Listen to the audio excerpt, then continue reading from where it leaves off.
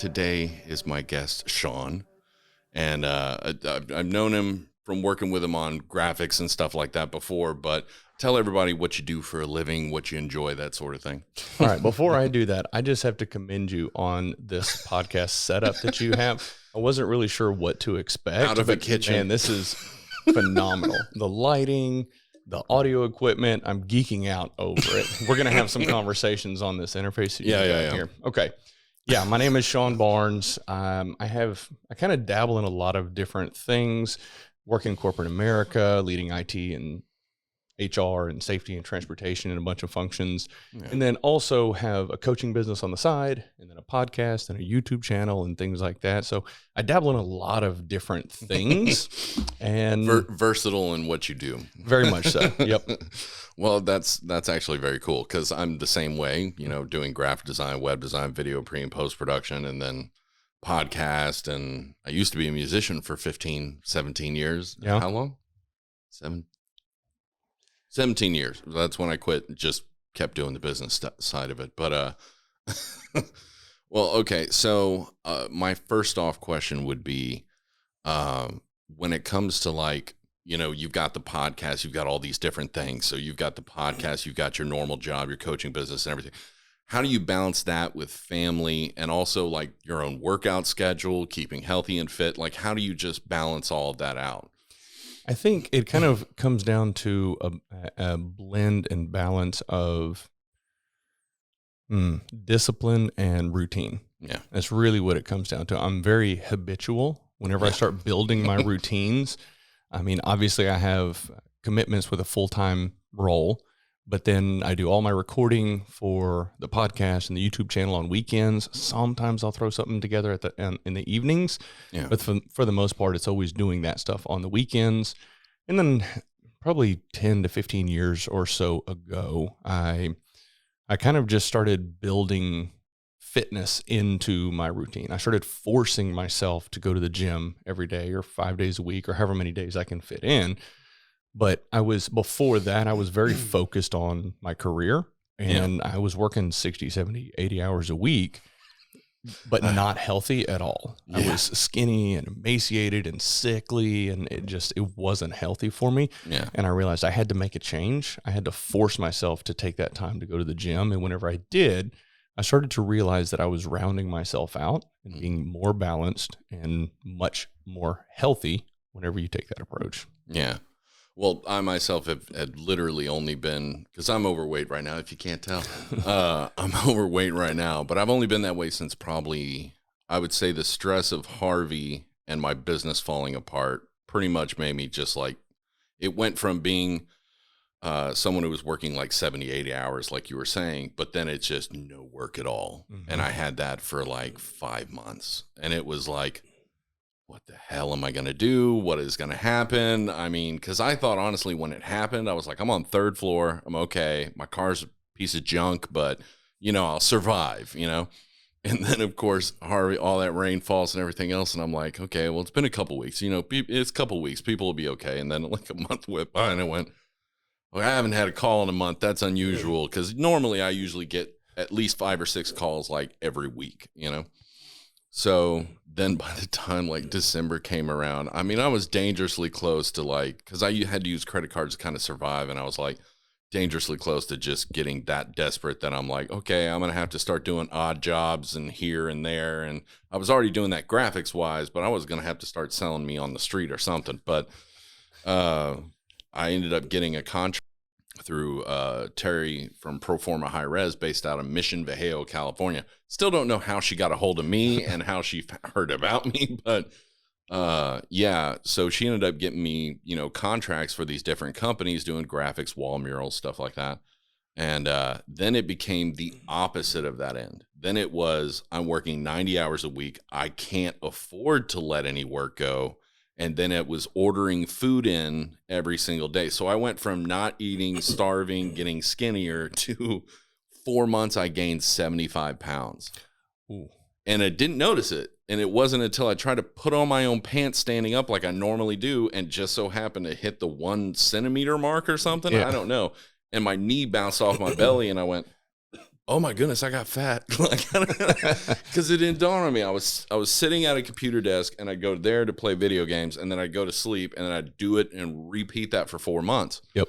That's why I ended up buying a hydraulic desk lift, and I stood at my desk. Dude, that was probably the weirdest moment, because when your feet, ankles, lower back, and everything else is like, dude, we can't carry you. And then I decided to start standing at the desk. My feet felt like there was glass underneath it. Like, it was just so painful. And it took about 2.5 months, and then I could start actually walking what I used to do, which every time I went somewhere, if I absolutely didn't have to use the car, I'd walk. Yeah. That's just the way I was. Like, even if I was deciding I was going to go to the mall down the road, it's like 2 or 3 miles down the road, I'd walk there because it was just, not go for a nice walk. As long as it wasn't like 110 outside, I was okay. But then, once that happened, I couldn't really walk or do anything. So it just took me time to get all that back. And then I started working out more, eating healthier, a little bit of intermittent fasting and whatnot, which I used to do naturally since I was in junior high. And then I was losing weight, but then that stress would come up with work, and I'd just zone out and not realize that I haven't ate all day. And then I'd eat way too much and then wake up. It was just a repeating cycle. So I'm back on a normal schedule, but believe me, that was a pretty weird couple of years. And then COVID hit, which didn't help. Yeah. It was so much worse. Well, I think that speaks to the power of habit and how important it is to build healthy habits that are self-reinforcing. Because one of the tricks for me, whenever I started to learn to eat healthy, actually Chase Banks, which you and I both work with and have for many years, I first worked, yes, very good guy. I first worked with him, probably 12 years or so ago.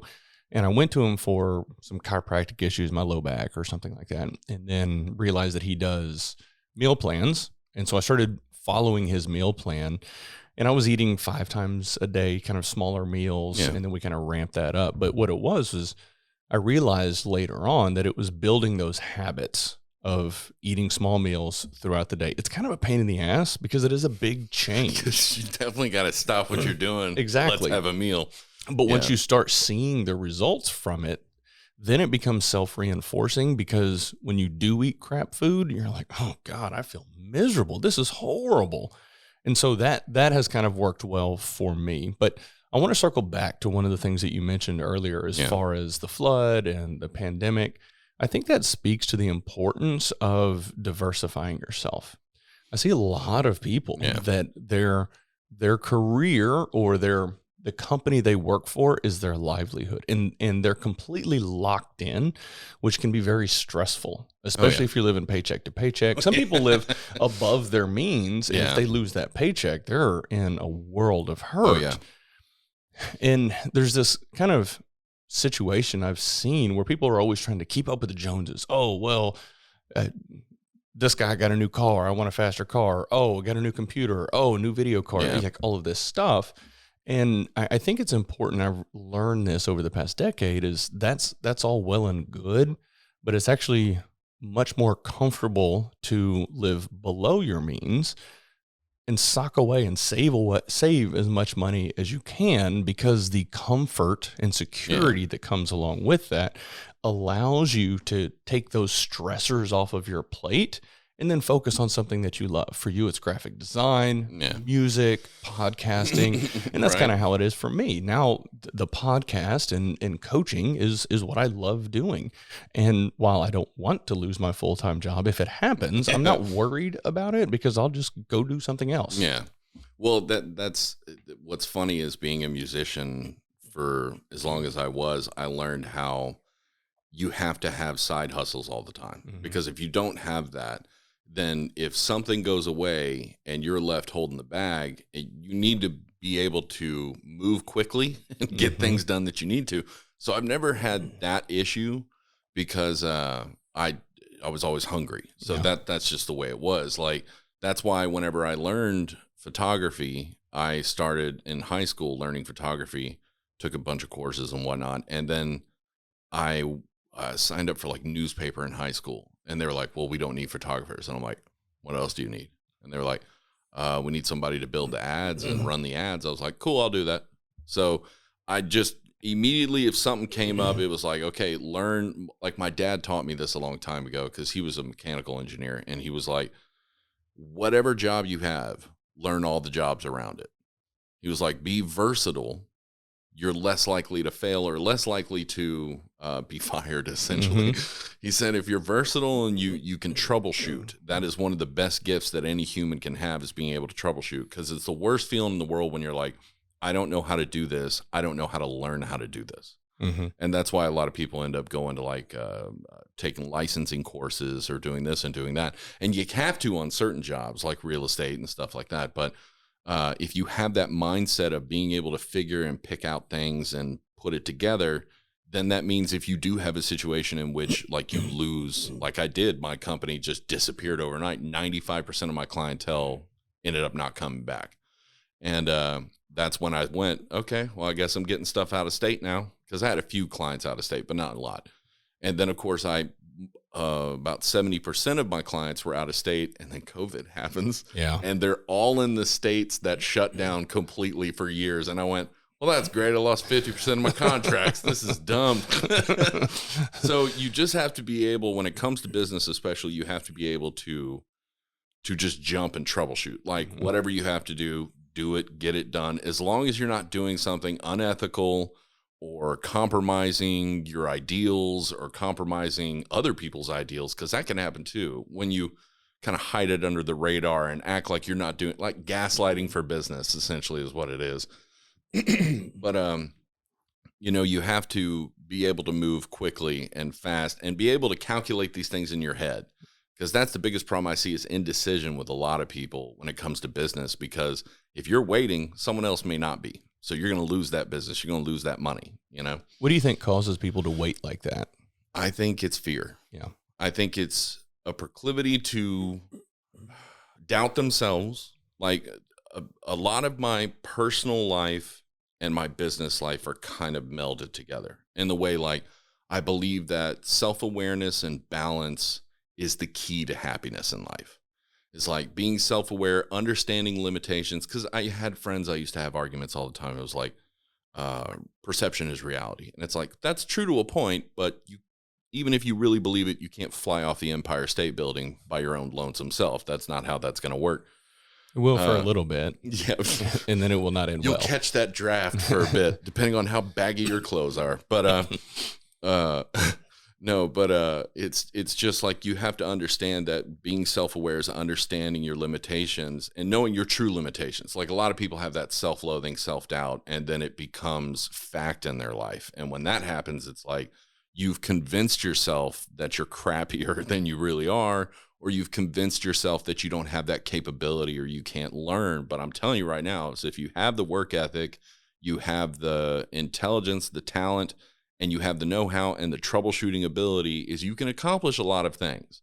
You're not always going to be perfect. You're going to fail sometimes, but that's how you learn how to do it right, is you fail, trial and error. And a lot of what I've learned has been trial and error. Well, I think you said something there, that if you have the work ethic, and I've seen a lot of people that don't have big fancy degrees or fancy educations or experience, but they will outwork anybody you put next to them. Yeah. And they end up being successful, and they probably end up spending time or wasting time in certain areas. But is it really wasted time if they learned? And so if you can outwork those around you, I'm thinking about some people that I've had on my podcast, The Way of the Wolf, Chris Tarver, Dustin Sanchez. There's these guys that will just outwork anybody. Now, both of them are also very intelligent, but I mean, that's such a huge, huge key to success. And if you're working for some big company, if you're starting your own business, it's got to come down to work ethic. Yeah. I mean, it's work ethic. Confidence is obviously a part of it, because you wouldn't have a good work ethic if you didn't have confidence, or at least have the ability to bring that confidence up that I can accomplish this. I can do it if I put my mind to it, blah, blah, blah. But it's that self-awareness, and then that I just forgot what I said before. Self-awareness and balance. Balance is a key to pretty much anything personal and business life, because you can miss red flags and stuff that you know to avoid those things in life. You can miss those if you're not in balance. If you're always thinking super positive, like nothing ever is going to go wrong, then when something does, you're going to fall to pieces. And if you're always negative, then everything will always be negative. You'll never see any positivity in your life, and it'll just make you miserable. And then you go down a whole different path, which sometimes can lead to some pretty dark corners. It really can. It's a spiral. Mm-hmm. I mean, it can be a death spiral. Because it reinforces. It's self-reinforcing. It's sucking you down. That is, and I've been there at certain points in my life, in my career, and man, it's easy. I've been thinking about this a lot recently. I feel like it's easy for me now to say, oh, just, suck it up and move forward. Yeah. But I've had to think back 10, 12 years ago, whenever I was at that dark place and people telling me that, I'm like, F you. Yeah. Like, I'm doing everything I can.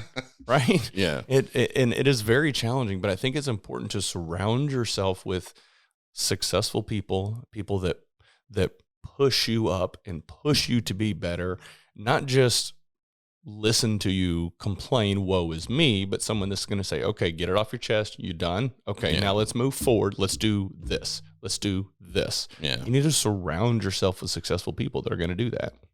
No, it's definitely true. And it always worries me when I see somebody who's a friend or family member or something like that. And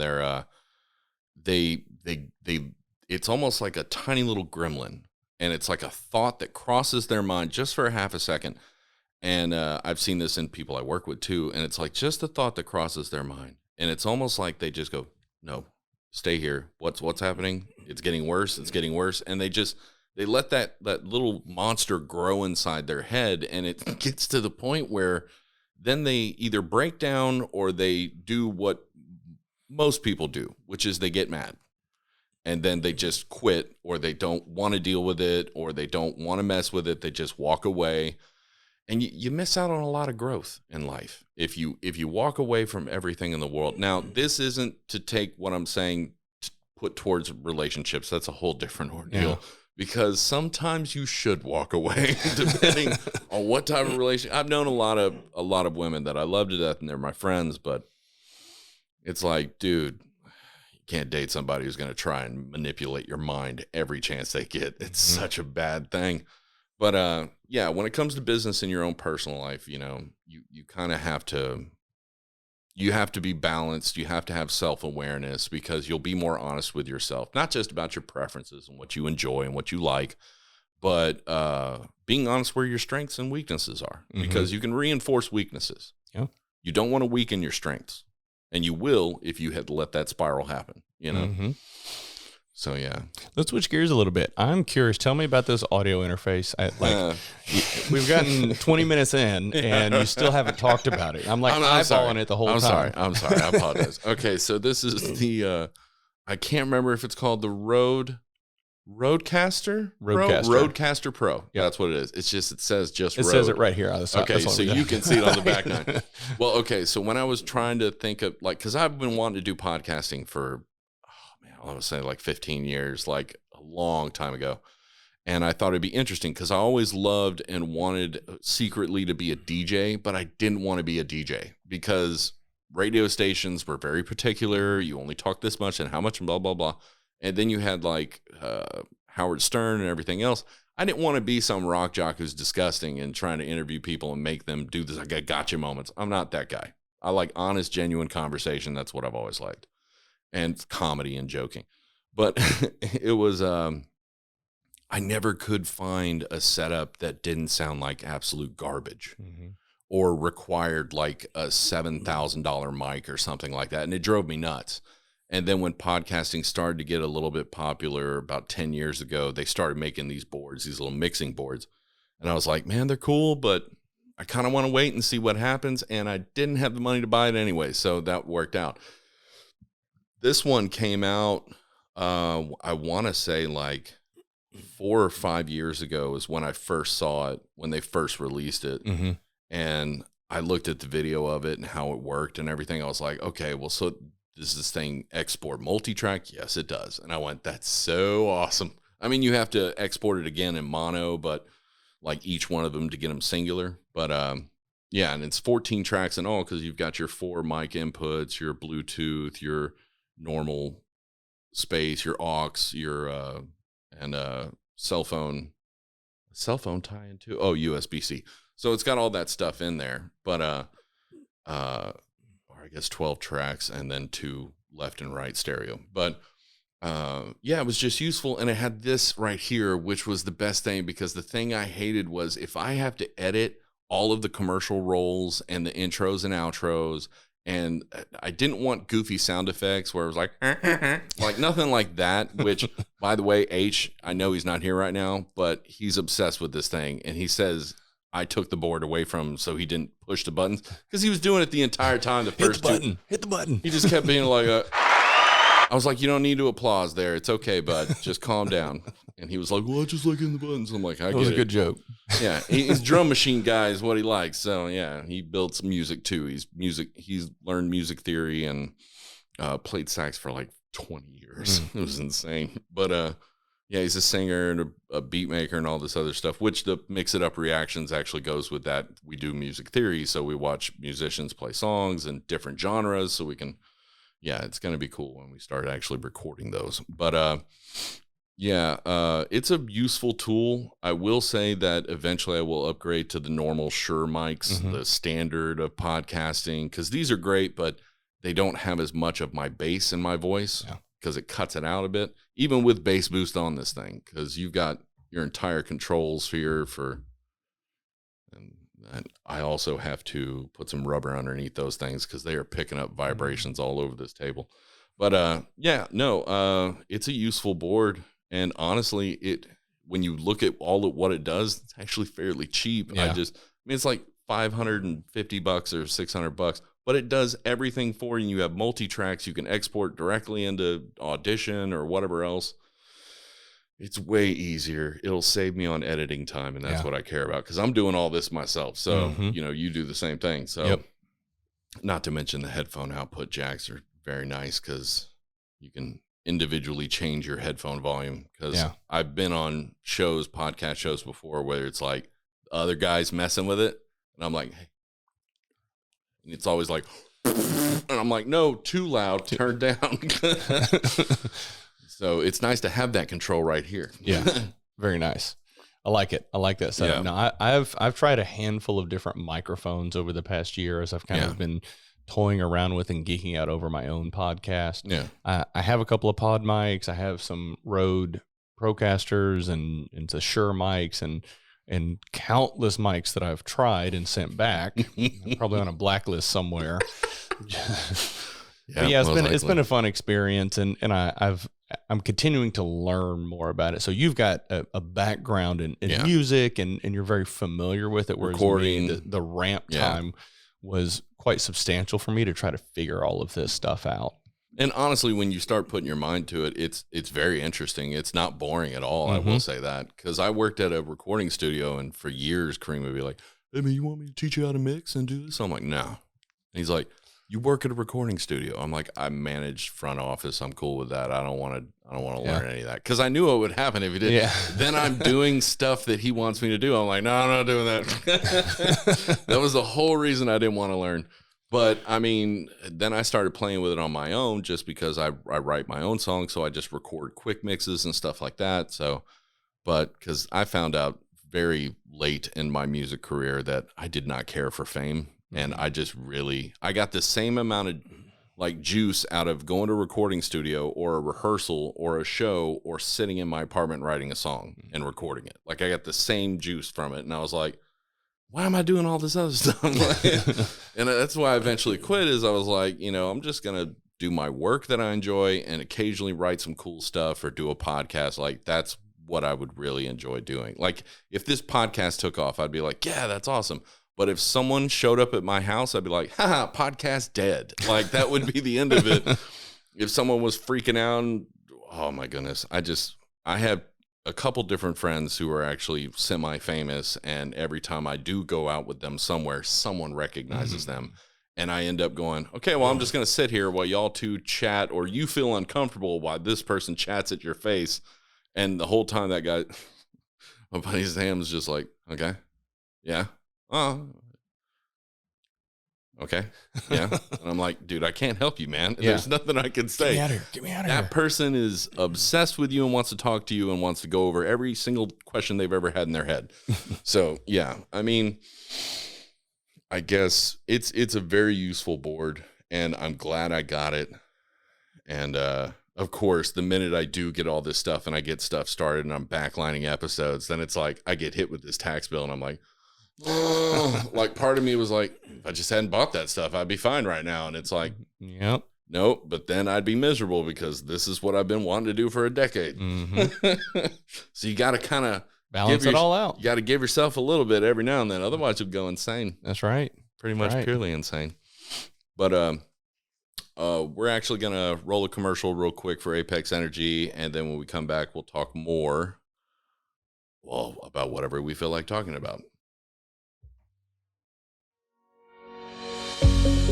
Do you have weak hands, bones of a bird, or eyes of a blind raccoon? Well, we can't help you there. But if you have low energy, focus, and stamina, then say no more. ApexEnergyDrink.com is built for you.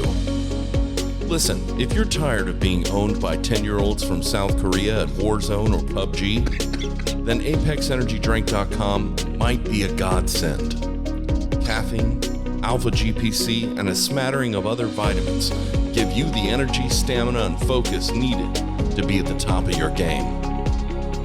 And let's be honest, if you're drinking Monster Energy drink, it's probably making you sick or having nuclear pee. And if you're drinking other alternative energy drinks, then you're probably dealing with that whole blue raspberry with a side of feet fungus. That's a great aftertaste, I tell you. But if you want something a little bit different, try Bomb Pop, Cherry Limeade, Blue Raspberry, and Citrus Blast for ApexEnergyDrink.com. I promise you, taste amazing. So get back to gaming or riding motocross or working construction. Whatever you do, if you need energy and you need to maintain focus and stamina, then definitely choose ApexEnergyDrink.com. And level up, children. Oh,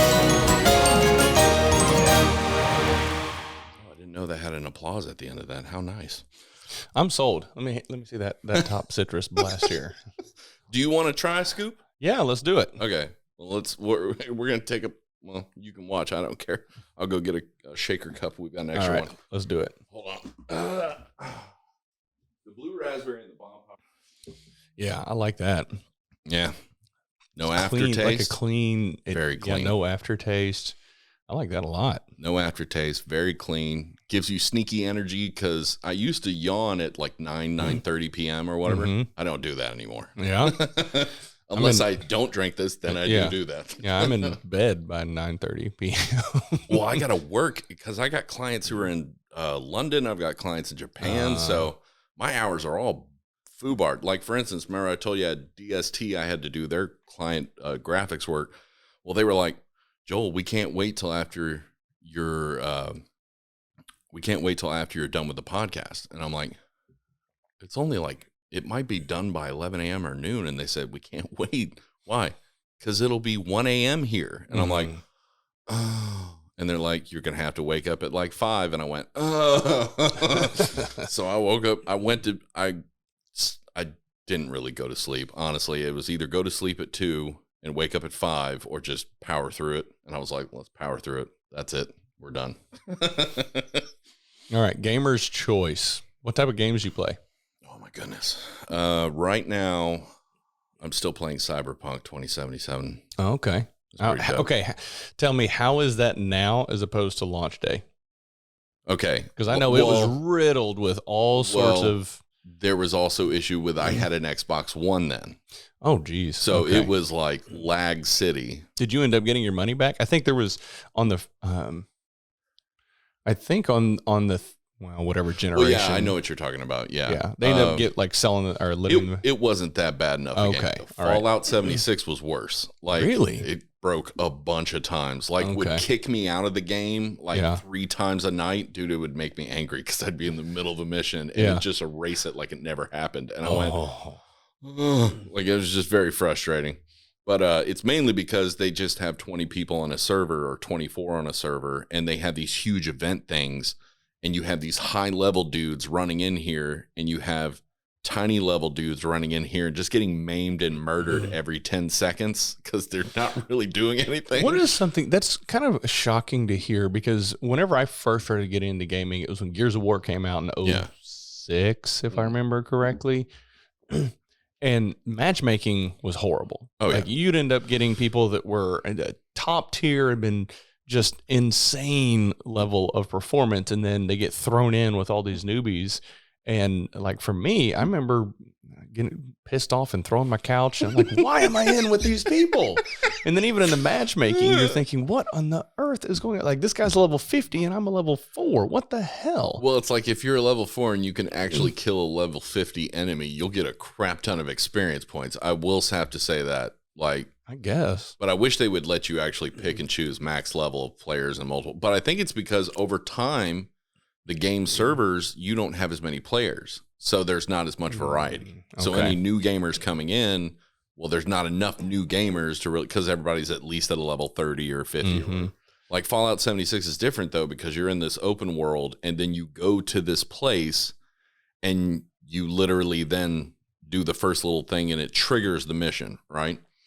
So a lot of these big level 500 and 600 dudes are waiting for someone to trigger that mission who's at a lower level, because then they can come in and just scoop loot like crazy. Because they can just murder everything, because it's for them, it's like quick. Mm-hmm. And for that other guy, it does, sometimes it even does this, which bothers me. It's not supposed to, but when I jump in and they come in, it averages between. So then all of a sudden I'm fighting people way above my level, and I'm like, come on, man. Come on, I got to do some damage here. Y'all are killing me. I'm not getting anything. But yeah, there was it doesn't do that as much. But Cyberpunk 2077, I'm about to start playing the Borderlands sequel called Tiny Tina's Wonderland. It's like Borderlands video game mixed with like Skyrim, because it's like fantasy play type thing. But you still have guns. I don't know how that works, but I guess it's a dream world. I don't know, but it looks pretty crazy and insane. And I just like those games because they're just pure insanity. Mm-hmm. Like it's just insane, especially like whoever writes those storylines, like all of those gamers, like Mass Effect, like their entire scope of that world they created and languages, like that takes a lot of determination and attention to detail. It does, to be able to tie all of those people, like Mass Effect. I got really big into that for the first 3. I played a little bit of Andromeda, and I haven't really been into it in recent years. Yeah. But when Mass Effect 1, 2, and 3 came out, oh man, I was all about it. They're trying to continue the Shepard legacy. Yeah. Which I don't know if they're going to do it or not. But I was always curious because the way the game ended, no matter how you played, it's like, can we see what happens now that they're all organic bionics? You know, I'd like to see that and play that. And I was expecting Andromeda to be that. No. It's a freaking prequel or something. Which was frustrating. But yeah, and then they brought in Andromeda, which the encampments, which I was like, oh, cool. So it'll be like Fallout. And like, no, you just go and visit there. And there's one guy you might be able to buy something from. I'm like, well, that's dumb. Why am I doing this? Yeah. But yeah, so I like Fallout, I like Cyberpunk, I like Mass Effect. I do like some multiplayer games, but they have to be unique. Like Warzone's pretty good. But Warzone's pretty good. PUBG was fun, but it got annoying. And then I can't do Fortnite or anything. It's just too many cartoons and too many kids screaming at each other online. I mean, good night. When it first came out, I played it for 1 week and I went, I can't do this. Yeah. Dante, what do you want to do? I'm like, no, I can't do this. They're talking about class and this game. I'm trying to play video games. I'm an adult. But yeah. I downloaded Fortnite. I haven't even booted it up yet. Yeah. Haven't even started playing it. I got really big into Red Dead Redemption 2. That sucked me in for more time than I want to admit. Because it's one of those open world games. Yeah. Man. You just have so much stuff you can do. And it almost feels like you'll never be able to do everything. Well, and as I was going through the Red Dead world, the NPC interactions that you come up with, that you get the opportunity to encounter. Yeah. It blows my mind at how many of them there are. And it speaks to kind of like what we were talking about with Mass Effect and just this massive world and how there's so many interconnects. Yeah. And even to this day, I think Red Dead 2 came out in 2018. Yeah. There's still YouTube videos popping up of people that are solving puzzles and solving things like, what's going on at Braithwaite Manor and the crazy lady in the outhouse and like all this crazy stuff that people are still finding 4 or 5 years later. It's wild. Well, like a game series that I was kind of amazed actually evolved like 15 different times, and I never expected it to, was Resident Evil. Like I always expected it to be the same thing when it first came out, and then it evolved over. They tried a couple different things that were dumb, like multiplayer in the same screen, and I was like, that's tough. One, because if one person changes their perspective too much, then everyone else isn't going to see exactly what they are, But then they changed to the third person view shooting in Resident Evil 4, which worked out well for them. But then they abused the tar out of that, making 5 and 6, and it just became repetitive. But then they launched Biohazard, and when I heard about Biohazard and I saw the trailer, I was like, because it's like first person, And turns out, that's actually a lot of fun to play, especially when you're trying to solve puzzles while being attacked by monsters you can't see. It's kind of freaking hard. And the harder you get, it's like, basically the difficulty is their AI is stronger, so they're more intelligent. They know how to scoop and juke out of the way of your bullets. If you're aiming there, they'll move out right when you fire the gun. It's so annoying. But and your bullets don't have as much of an effect. So like if you decided you were just going to mod one gun, the first one you get, and that's the one you're going to use throughout, you get to the hardest level, you're just shooting peas at them, But so like I just finished Resident Evil Village. Like 6 times in a row, I beat that game. I got it down to like about 3 hours and 10 minutes. I can beat the entire game. Oh, wow. But I'm using the Magnum stake gun, which is like a 1 shot on most enemies, 2 shot on the big boys, and 10 shots on the end. But I got all the way to the Shadows of difficulty level, which if I didn't have that Magnum stake gun, I was not beating that thing at all. Because they were sneaky. Like the AI got so good that I'd just be walking and one of them would pop out around a corner and grab me and bite a chunk out of my neck. And I'm like, because it takes half your life out. And I'm like, well, this isn't cool. I'm going to die very quickly here. So I'm just doing this. Every time I turn a corner, I'm pointing like I'm going to have to shoot something. Reminds me of Dead Space. You ever play that? Oh, man. That was that was a freaky game. They're remaking it. The first one. Yeah, I'm looking forward to it. I've seen some footage online recently where they do kind of a side-by-side, and it's not as stark of a contrast as you might imagine. What the improvement in graphics and things like that, but so it is pretty slick. Is it a pure remake or is it just a remaster? I think it's a remake from what I can tell. Because they're doing that with the Resident Evils, the old games, and they're really awesome. Yeah. Because it was fun playing the first, second, and third game I think they're at. But they're about to redo Resident Evil 4, which I can't wait because that would be awesome. They're still selling Resident Evil 4, the old school version. They've remastered on every system since. Yeah. And they're still selling it. I'm like, it was a good game. Yeah. And it was weird stuff too. Like I found myself playing other Resident Evil games and missing the guys from the village going, like missing those voices, like playing, because then I know, there's some guy I need to kill. Then none of the enemies do that anymore. They're always like you just barely hear that and you're like, oh, something's around here. Where is it? Like I know that so well because I've heard it a million times. But yeah, that game I really loved. It was a little bit creepy though. All those games are creepy. Dead Space, Resident Evil. What's another one?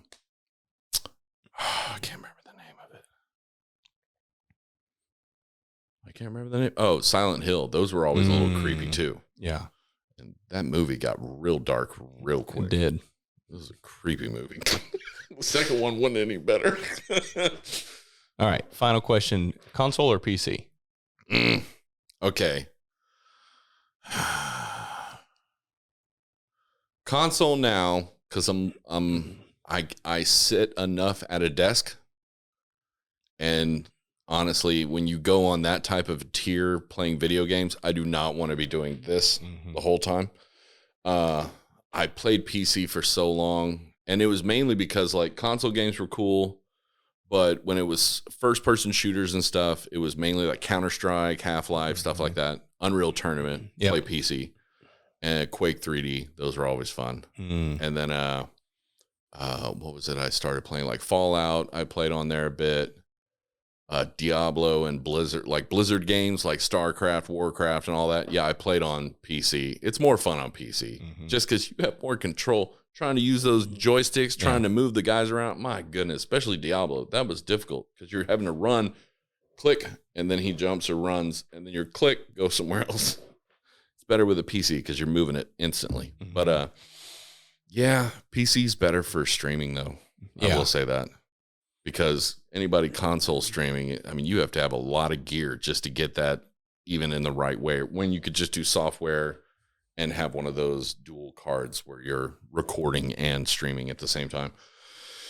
I do want to get into that, but I don't at the same time. I just bought all this. I'm good for a while. Plus, yeah, I'm good for a while. I've kind of dabbled back and forth over the years. And early on, 10, 15 years ago, it was all PC. And then as consoles have matured and each generation comes out, the graphics get better. And like you, sitting at a desk all day, I'm like, I want to just sit down on the couch and kind of play something a little bit low-key. And I've gotten away from the multiplayer games, not entirely, but for the most part, I enjoy first-person games. Red Dead. I got hooked on the Spider-Man game that came out. Yeah. Things like that. Those are really addictive. They are. Spider-Man, not the most recent Miles Morales version, but the first Spider-Man that came out, it was around the same time of Red Dead. Yeah. And that's the first game that I've ever 100%ed completion. First game ever. Okay. I mean, I spent way too much time on that. But it's so addictive and so fun. It is. Like when I first got the Xbox, the first game I bought was Assassin's Creed 1, the first one.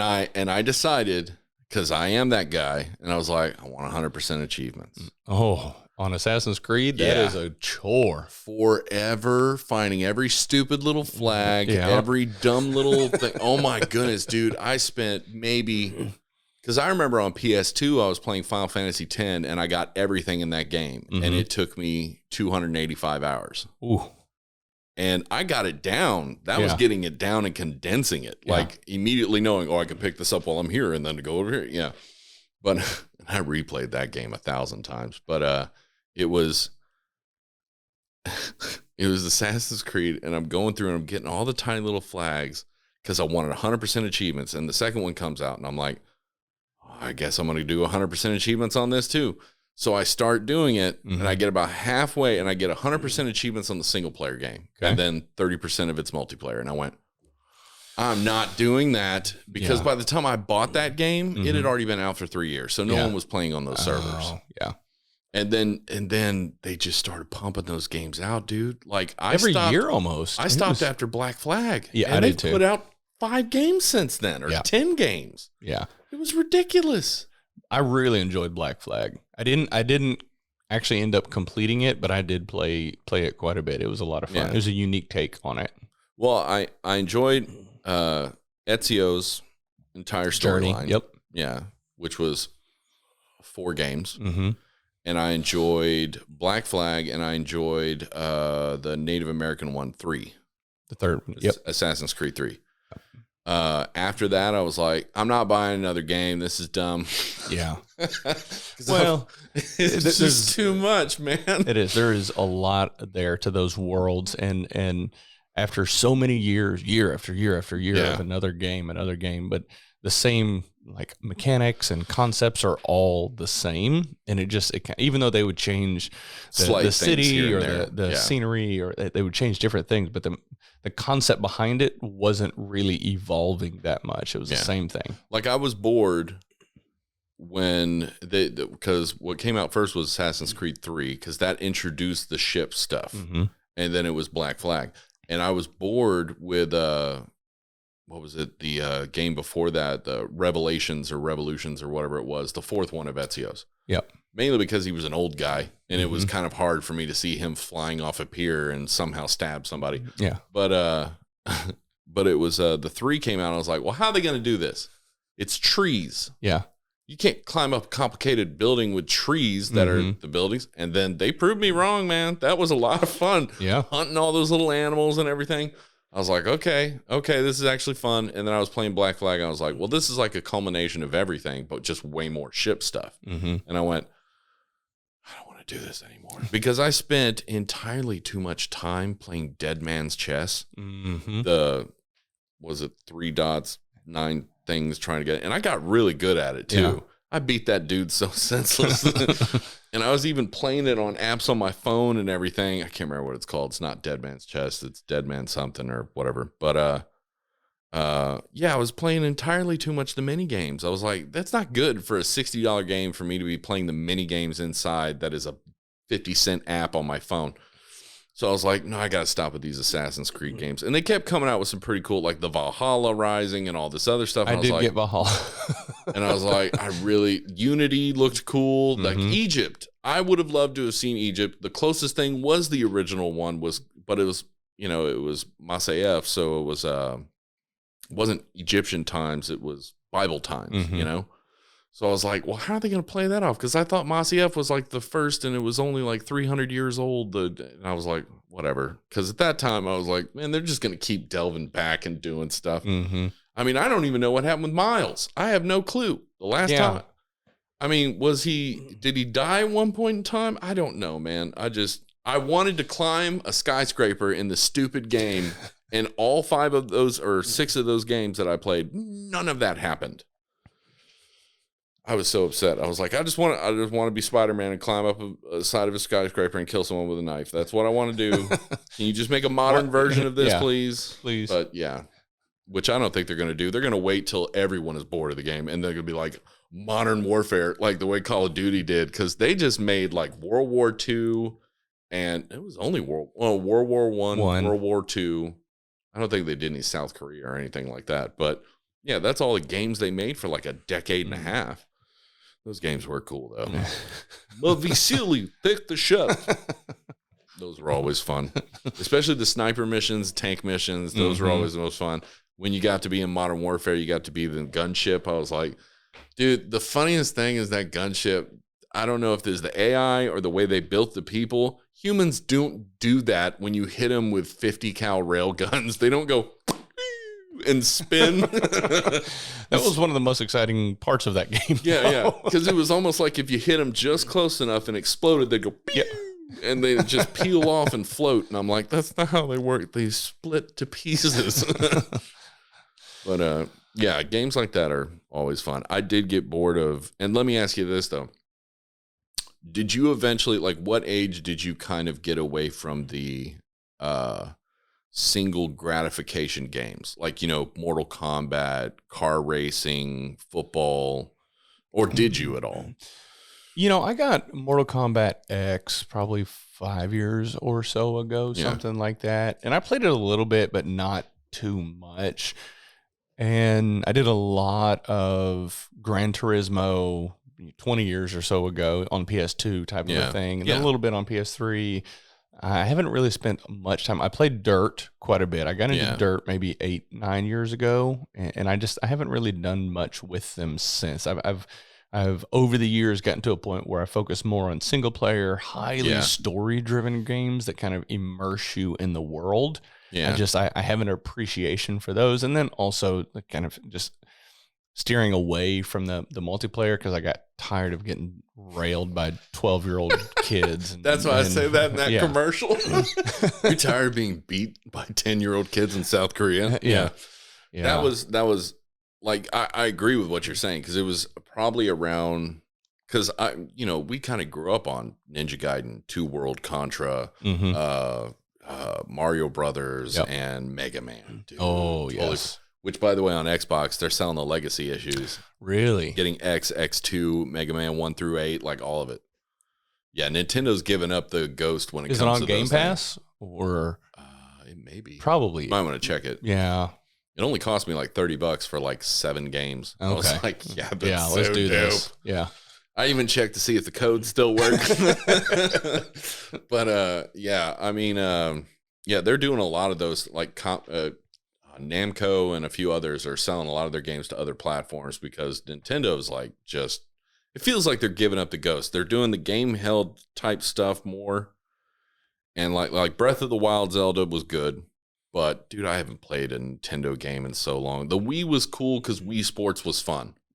If you had some friends over, you could play Wii Sports, you could do the Wii workout stuff. That was all cool, but I think PlayStation and Xbox tried to emulate or copy Wii Sports, just not very successfully. Yeah. No, that's definitely true. They gave up the ghost on that and just left it at them. And then the Wii and then Nintendo was like, yeah, we're going to give up on it too because there's no game. Yeah. Like they said it's some, they were like, oh, well, if you get the Rooker Island or whatever has mini games on it. I was like, no, those are mini games. I want to play the actual sport. Yeah. This is supposed to be motion control. I was like, man, that's miserable, dude. And those things are so light that literally, I don't know how you get precise in any way. I mean, the Quest 2, that looks pretty cool. I almost got that one time. But I'm waiting until they get more games on it that are more, and convert games. Because, dude, how cool would it be, VR style, to be in like a Fallout game or something? That would be awesome. And be able to actually see the gun and everything else. Because right now it's these weird disembodied hands that you're doing this with. But you'd think that it would, with everything in terms of modern advancements in gaming, you'd think that the VR stuff would be farther along than it is. Well, I know why it isn't. And the main reason why is because parents still haven't gotten to that point where they're cool with that. Because you got to think about it. You're sitting in front of a TV playing on a controller. If your kid's on a headset, he will never hear you. You will never get him to do anything you want because he will be immersed in that world. Not to mention, you don't know what he's doing in that world because it's not like most kids plug it into the computer. No, they literally do it in the headset. But yeah, not to mention, it's way too easy to watch horrible things on there if you're a child. But yeah, so I mean, I don't know, dude. It's software is one of the issues. And it's interest is a big part of it too, because like there's certain things that are cool. Like I remember PlayStation on their little VR thing they had that weird creepy clown game where you're shooting with the guns and killing on these roller coasters or whatever. That was a lot of fun, but it was only on PlayStation. Yeah. And I'm like, if they'd have put that on Quest, I probably would have bought it. But like they do have some cool games, like Beatbox and all that other stuff. But I mean, like if they had like a BioShock version of VR that was fully immersive and not the weird stuff. Because the problem I have is like, they're like, oh, you can play it on there. I'm like, no, I can take a controller and have to buy a controller to play it. If I'm putting it on a VR headset, I want to shoot and throw plasmids like that. You want 2 power gloves in BioShock. Dude. Oh my goodness, that would be so awesome. So I'm waiting for the technology to get to that point where they can convince the publishers to let them have access earlier to create these VR masterpieces instead of waiting 5 years to put out a game that has less quality graphics. It's super dumb. But it's publishing rights, that's all it is, because they want to sell their game first at a lot of times before they push it to another type, I guess would be. But yeah, most of those VR games, that's the only reason why I didn't buy the Quest 2 is because all of them are like, oh, and you buy this $80 controller and you can play like this with the headset on. I'm like, well, what's the point of that? The whole point of VR is so I can have movement. I want to be able to throw swords and knives and dual wield. Come on, man. That would be so awesome. Onimusha was cool. Somewhat. But, I mean, games are getting crazy, dude. They're going to get nuts. And they're going to get crazier to the point where, like, there's this anime that came out, which was really cool. I mean, it was kind of a copy. Not a copy, but, like, someone kind of took some elements from, like, a manga, a different one, and another TV show. But it was based on, like, this open-world MMORPG, and it was called Augmented. It wasn't Augmented Reality. It was a deep dive. So you would put the headset on, lay down in your bed, and you would go into that world. So you would functionally feel whatever, so you could be completely immersed. You didn't have to worry about your body in the real world moving. You'd just be asleep, you know? But what happened was in this showcase is like the guy who built the entire world trapped everyone in it. So everyone is in their beds and no one knows for at least a couple days or weeks or whatever, because their kids, they just thought they were playing video games, and all of a sudden they're missing school and they're like, what's going on? And they look and their kid hasn't ate in 4 days and they're like, what the hell is happening? And they couldn't bring him out without killing him. So they were in this world and lived in this virtual world for like 2.5 years. Like some of them got married. And what was even worse is that a bunch of these people started doing player killing, and they were actually killing the players in real life because they were killing them in the game. And some of them got arrested, but some of them got away. But the whole idea was like this one kid who was like maybe 16 or 15 gets trapped in this thing, and he ended up being a beta tester. So he's got like extra skills more than everybody else, but he ends up being this badass who just keeps leveling up and destroying everything around him. And dude, it's a pretty interesting showcase and a show and everything else. But like, I think about games, and that's where it's heading. It is a deep dive. It's full immersion lawnmower man. I hope not. Or what is it? Keanu Reeves. What was it? Johnny Mnemonic. Yes. Like, it's going to be something like that. And when it does get to that point, I hope they have some safety precautions on there, because that's all you need is a hacker to be in your head and grab stuff. But yeah, dude, when you start thinking about the progression of technology and then start layering in things like Neuralink, and the ability to, I was seeing something the other day about, someone was talking about with Neuralink, having the chip in your head, if you think about Google searching something, it will just pop up on your phone, and then you can start. I mean, that's just the first iteration. And I mean, I think we're heading towards a direction, especially once you start talking about implanting chips in people's brains and the ability to tie in to the entirety of knowledge of the world. It's going to be kind of scary. and how do you control that? How do you regulate that? Well, they've got, I remember it was, I want to say 10, maybe 12 years ago. And I was watching this video. It was a DARPA video, and it was showing, this developmental science that had been moving over the past 10, 20 years. And it's like showing a bunch of different videos. So you have the robotics one, like right now that robot can do backflips, can run, read walls. Atlas. I mean, and it's insane because he was on a power pack and a cord that was about this thick around. So yeah, that's crazy insane. But then they had this thing that they were showing was someone who had lost their arm right below here, and they connected 3 little diodes to the inside skin part of that. And they had the arm connected to it across the room. And they go, "Can you squeeze your hand?" He goes, "What are you talking about?" And while he's thinking of what they're talking about, it's happening.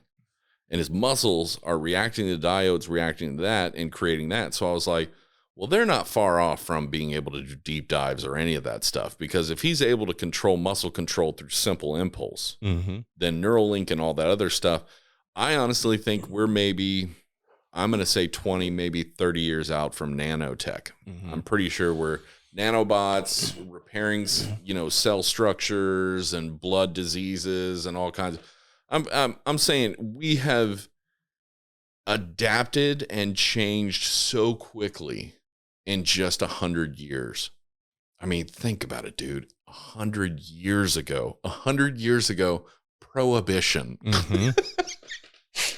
Prohibition, man. 100 years ago, prohibition, vaudeville, Irish at war with pretty much everyone. Like, I mean, it was just steam trains. And what was it? Coal trains, steam. There was airplanes, but they weren't like, super airplanes. They were like Wright brothers. Well, I guess that was early 1900s.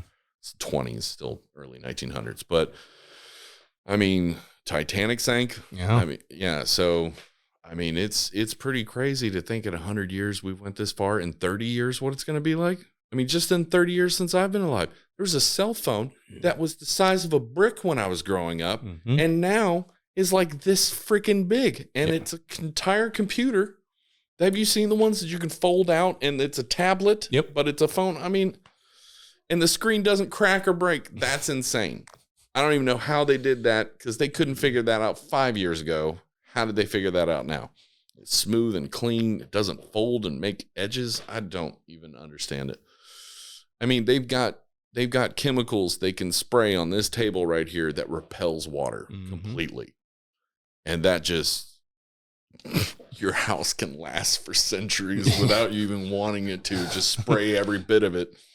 But, yeah, dude, technology is just insanely going quickly, like very much going quickly. And I think, honestly, the one side of it that's actually going to suffer, space travel. Mm-hmm. Because they're not wanting to put any money in that stuff right now, like at all.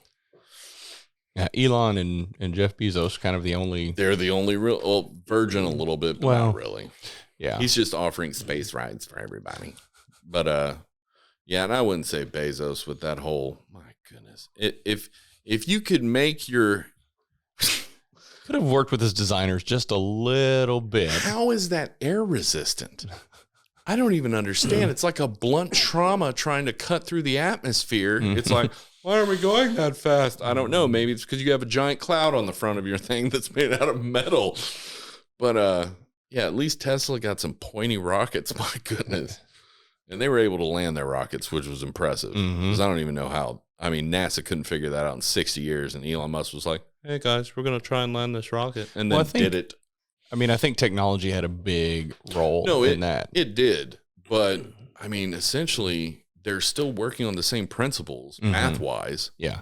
Why couldn't NASA figure? They were able to put people on the moon, and they were working with stuff which is equated to your solar calculator, you know? Mm-hmm. I mean, that was pretty impressive just alone.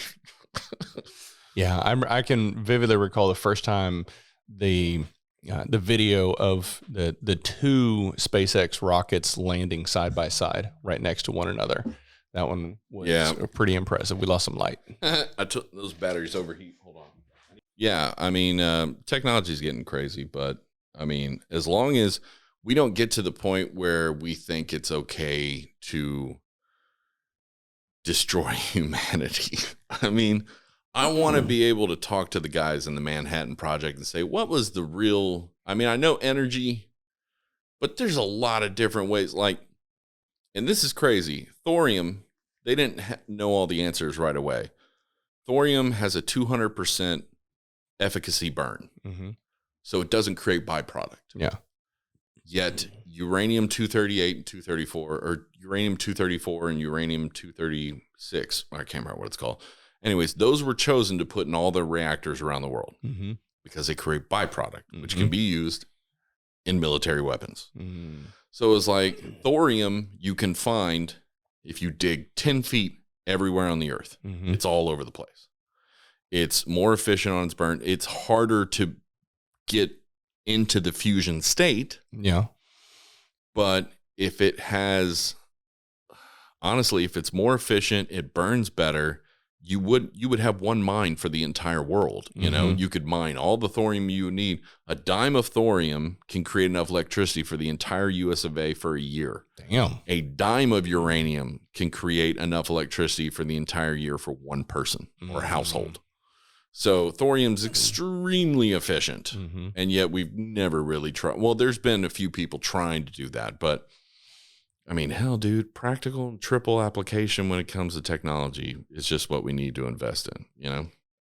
Anyways, but I know you got a lot of stuff to do, so I'm going to let you get to it. And I want to thank Mr. Sean Barnes for coming out today. It was a lot of fun, man. I really enjoyed it. And I'll have to come out on your podcast Definitely. very soon. We'll set that up. And then, well, other than that, listeners, check it out.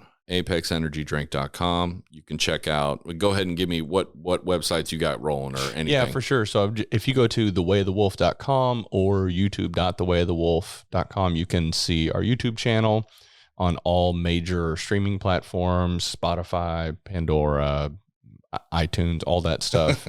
And then on Instagram or social, it's _Sean Barnes. Okay, man. Well, it's good to see you. It was a pleasure. It's good seeing you, buddy. Handshake, buddy. All right. Have a good one. You too, man.